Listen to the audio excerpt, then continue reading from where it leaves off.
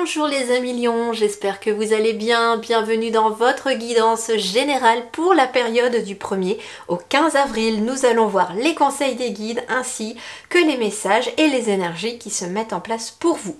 On commence par les énergies principales, donc pour vous, pour cette première quinzaine d'avril. Nous avons le 9 de denier et nous avons l'as de coupe. Bon, c'est très très positif. Ici, on me parle avec le 9 de denier qu'il y a un achèvement, qu'il y a quelque chose qui se termine, qu'il y a aussi une certaine sécurité, une certaine abondance, une certaine réussite qui se matérialise puisqu'on est sur le denier quand même ici. On vous dit en tout cas que c'est l'heure de la récolte. Vous voyez ici, j'ai un homme qui est en train de récolter le raisin et les grappes sont bien garnies, sont très abondantes. Il y a beaucoup de deniers autour, il y en a 9 en tout. Et donc, quelque part, il est satisfait de sa récolte, il va bien vendre sa récolte et ça va lui rapporter. Donc, entre guillemets, il savoure le fruit de ses efforts et il est généreusement gracié par l'univers, par Mère Nature également ici. L'as de coupe, lui, il va nous parler justement de quelque chose qui débute, d'un début prometteur. Alors on peut être aussi sur une nouvelle opportunité financière, on peut être aussi sur une notion de prospérité. Donc ici, pour vous les lions, début avril, en tout cas cette première quinzaine est sous le signe de la prospérité et de l'abondance, si je puis dire, pour résumer vraiment les énergies principales. Quelque chose s'achève, mais quelque chose qui s'achève quand même sur une note positive et qui va amener une nouvelle énergie dans votre quotidien. Donc vraiment, abondance, prospérité, c'est vraiment les maîtres mots pour vous les lions. Alors nous avons ici le 9 du printemps qui est finalement celui-là, le 9 de bâton. Donc on est encore sur une notion de 9. Le 9 de bâton, lui, il va vous parler de patience, de garder confiance, d'espoir et de courage. Ben oui, c'est ce qu'on vous invite ici. Protégez les fruits de votre labeur, préparez-vous pour de possibles changements à venir, préservation de l'environnement. Et d'ailleurs, regardez, protégez les fruits de votre labeur parce que vous êtes sur le point de les récolter. Donc il y a cette notion de je protège ma récolte. Alors ça peut être quelqu'un qui est dans le domaine justement de l'agriculture et qui a besoin peut-être de protéger sa récolte là actuellement pour pouvoir récolter derrière. Alors ça peut être protéger sa récolte à cause d'une...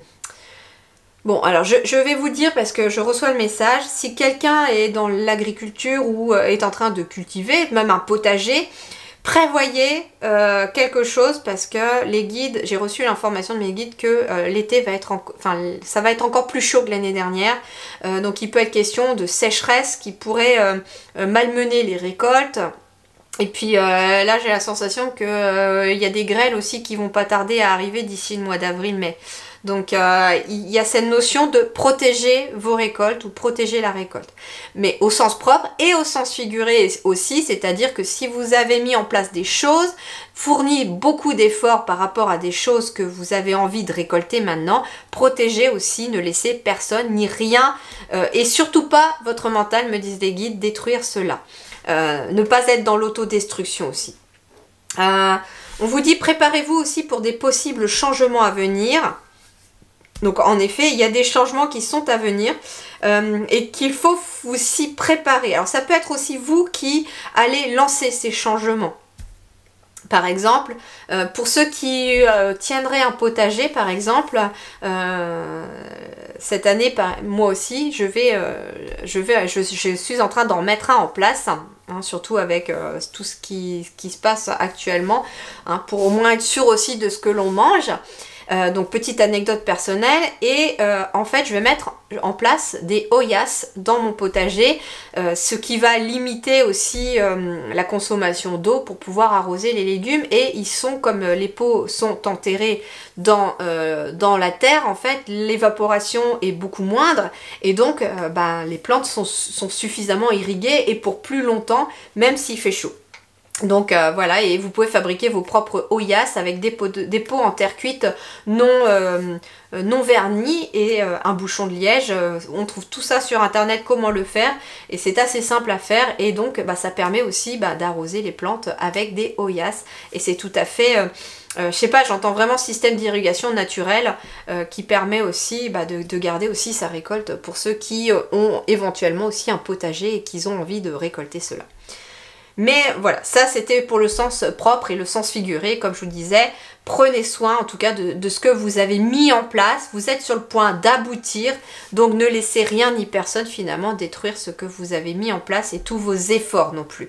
Et surtout pas votre mental. Alors ici, qu'est-ce qu'on nous dit? L'éléphant avec la carte de la sagesse. Avec sagesse légendaire, l'éléphant t'accompagne dans ta vie. Travailler avec lui t'aidera à surmonter tous tes maux et problèmes actuels. Il t'apportera son soutien et la force dont tu as besoin. Donc ici, on va vous parler de sagesse, de faire les choses avec sagesse. Et c'est marrant parce que moi, ce que j'entends avec sagesse ici, c'est ancêtre. Vous savez, les sages du village, on dit que nos ancêtres aussi sont des personnes sages, que les personnes âgées aussi ont toute la sagesse parce qu'ils ont le vécu et l'expérience.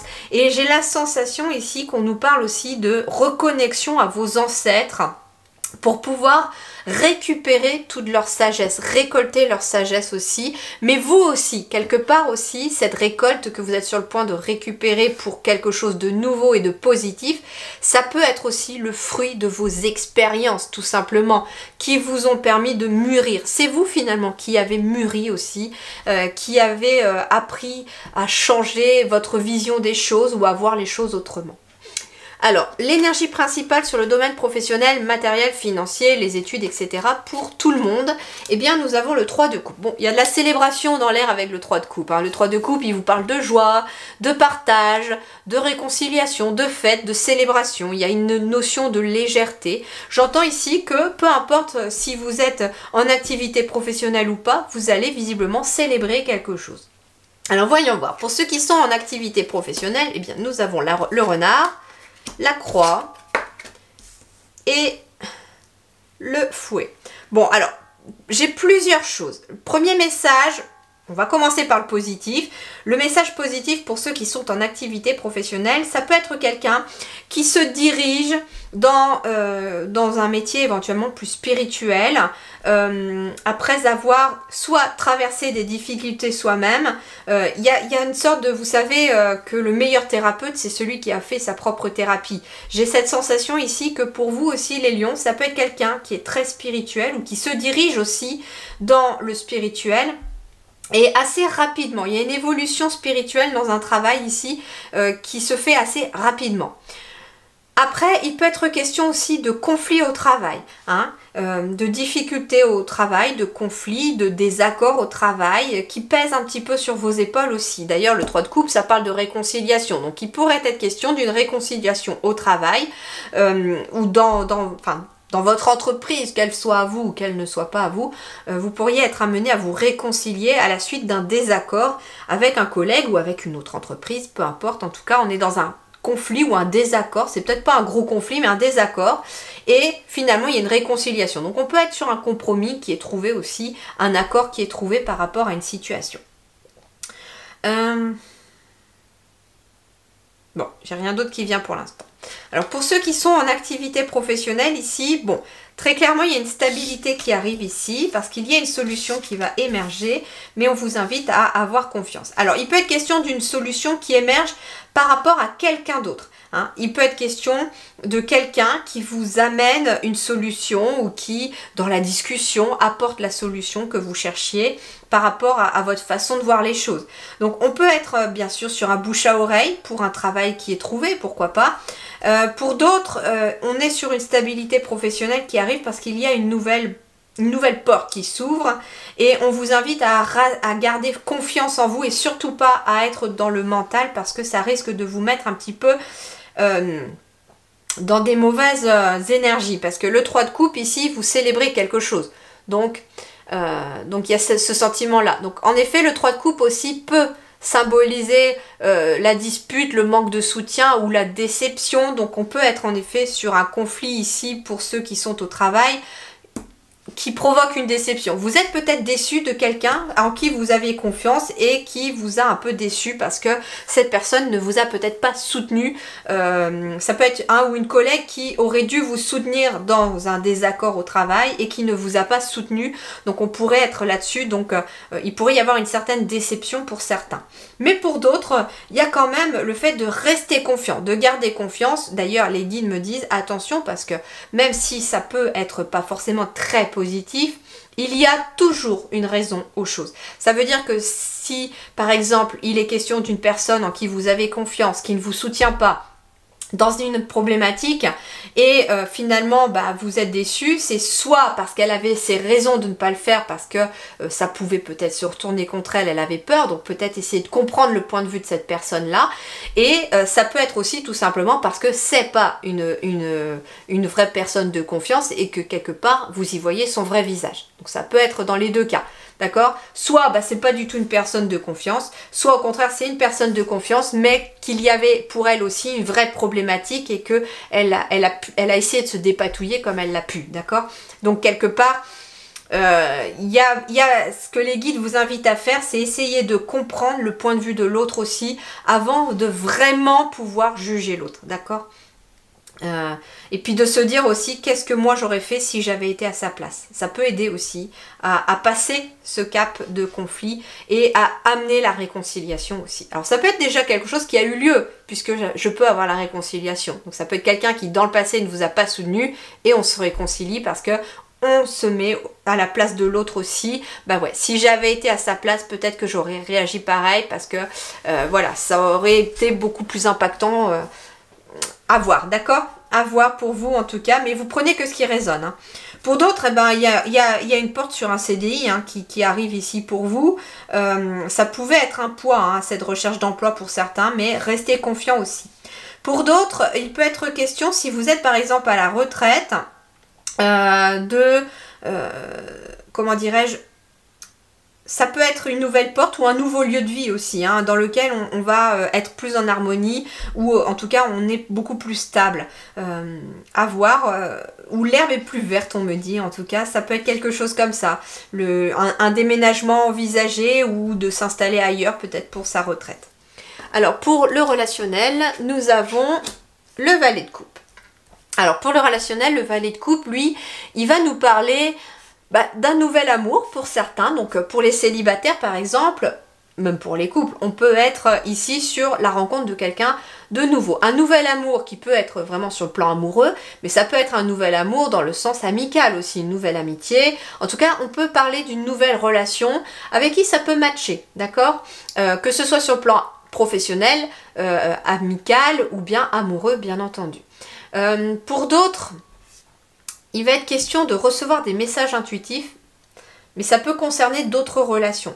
Des messages intuitifs concernant les relations, c'est ce que j'entends, voilà. Concernant les relations, ça peut être tout simplement votre système d'alarme qui se met en route par rapport à une personne en qui vous ne pourriez peut-être pas avoir confiance autour de vous, ou alors au contraire, une personne vers qui on vous envoie et vous sentez que finalement ça matche bien. Alors voyons voir, pour les célibataires, déjà j'ai le soleil, donc très bien. Pour les célibataires, j'ai vraiment des nouvelles rencontres ici.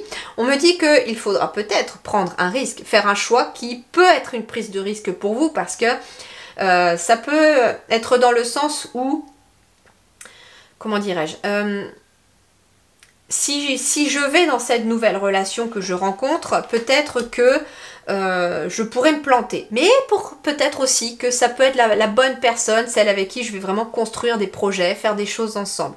Et pourtant, là, j'ai quand même le trèfle, le soleil, avec bien entendu le choix qui vous met un petit peu dans une prise de risque. Voilà. C'est que vous ne savez peut-être pas au final quelle relation dans laquelle vous allez tomber, dans quelle relation vous allez tomber et à quoi ça va aboutir, mais des fois, il est question des fois de prendre le risque d'aller dans cette relation parce qu'on peut aussi tomber sur quelque chose de merveilleux et de beau. Surtout que là, j'ai le soleil avec les trèfles, donc c'est quand même quelque chose de très favorable pour vous visiblement. Pour les couples, eh bien nous voilà encore avec ce petit chien, l'encre également et le fait d'être perdu. Alors, c'est marrant parce que ça peut être en effet quelqu'un qui est en couple et qui voit son ou sa partenaire un petit peu perturbé par rapport à un contrat. Hein. On ne sait pas trop où on en est. Alors ici, sur le plan relationnel, ici, j'ai beaucoup de confiance, j'ai de la loyauté, de la fidélité, j'ai probablement des couples aussi qui sont ensemble depuis un certain temps. Et on me dit aussi qu'il y a aussi des couples durables dans le temps. Mais on est peut-être dans une passe un petit peu perdue. Je ne sais pas où j'en suis, je ne sais pas où est-ce que je vais, je ne sais pas trop ce qu'il en est. Alors ça peut concerner un choix que vous avez à faire par rapport à une nouvelle opportunité qui s'offre à vous aussi. Pour les couples, on peut être sur un projet de couple et on ne sait pas trop par quel pied danser. Si je vais prendre l'exemple de justement d'un déménagement, pourquoi pas. On ne sait pas trop quelle maison choisir, quelle ville s'installer. Est-ce que finalement on prend une maison avec un jardin? Est-ce qu'on prend finalement plutôt un appartement? Enfin voilà, on peut être dans ces réflexions-là par rapport à un projet dans lequel on a peut-être besoin d'être éclairci. Mais pourtant, on vous dit qu'il y a une nouvelle opportunité qui arrive et que c'est surtout peut-être votre mental qui risque de vous embrouiller. Alors, début avril, vie intérieure et spirituelle, nous avons le diable et accompagné de la sagesse. Bon, alors c'est intéressant parce que la carte du diable, elle va vous parler de plusieurs choses. La première que je reçois, c'est, comment dirais-je?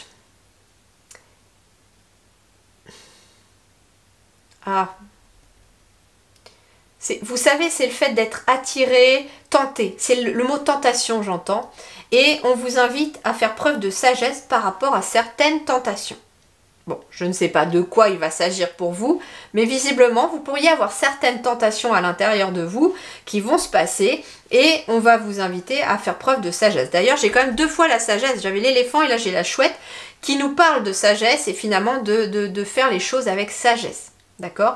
Il peut être question de quelque chose qui vous tente bien, dans une situation assez alléchante, mais au final, si on y réfléchit bien, il y a peut-être des choses qui font quoi? Il y a peut-être votre âme qui vous dit « Oh, tu vas peut-être pas y aller, là, il y a quand même quelque chose, anguille sous roche, je sais pas. » Il y a comme si votre système d'alarme intérieur allait se mettre en place, vous voyez? J'ai ma fille qui a dû toucher ma plante. Alors, le diable, ça peut être aussi tout ce qui est plaisir, tout ce qui est...